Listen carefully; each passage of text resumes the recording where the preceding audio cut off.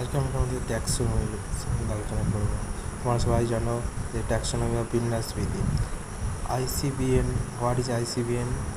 আইসিবিএনের পুরো কথা হলো international code of botanical nomenclature.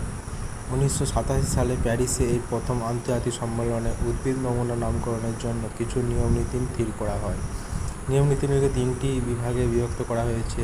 প্রথম বিভাগে রাখা হয়েছে 6টি নীতির একটি সেট। দ্বিতীয় বিভাগটিতে নিয়মকানুনগুলি গভীরভাবে আলোচনা করা হয়েছে এবং এই বিভাগটিকে 75টি আর্টিকেলে ভাগ করা হয়েছে। তৃতীয় বিভাগটি নামকরণ পরিবর্তন সম্পর্কে 3টি অ্যাপেন্ডিক্স এর মধ্যে কিছু শর্তাবলী রাখা হয়েছে।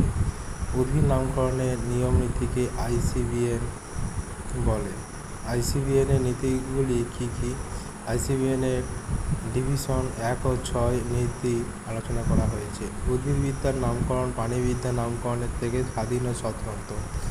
উদ্ভিদ বলে চিহ্নিত সকল গোষ্ঠীর ক্ষেত্রে এই কোড সমানভাবে প্রযোজ্য। এই কোডের ক্ষেত্রে ব্যাকটেরিয়াকে উদ্ভিদ গোষ্ঠী থেকে বাদ রাখা হয়েছে। কোনো ট্যাক্সোনমিক গোষ্ঠীর নামকরণ তার টাইপ নমুনার উপর ভিত্তি করে করতে হবে। কোনো ট্যাক্সোনমিক গোষ্ঠীর নামকরণ অগ্রাধিকার আইন প্রায়োরিটি মেনে করতে হবে।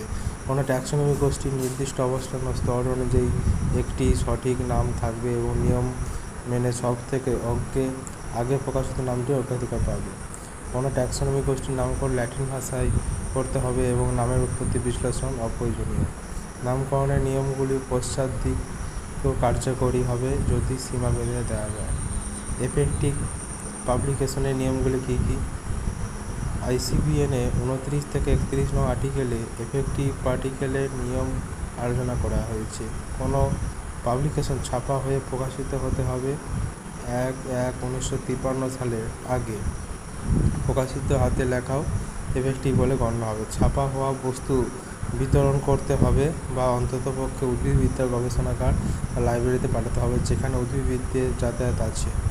1/1/1953 পরে কোনো নাম ব্যবসায়িক ক্যাটালগ বা সাধারণ খবরের কাগজে প্রকাশিত হলে বা 1/1/1973 সালের পরে কোনো বীজ আদান প্রদান তালিকাতে প্রকাশিত হলে এফেক্টিভ বলে গণ্য হবে না। কোনো নাম মিটিংয়ে ঘোষণা হলে বা উদ্ভিদ উদ্যানে প্রদর্শিত হলে বা পাণ্ডুলিপির মাইক্রোফিল্মের বিতরণ করলে তা এফেক্টিভ বলে গণ্য হবে না।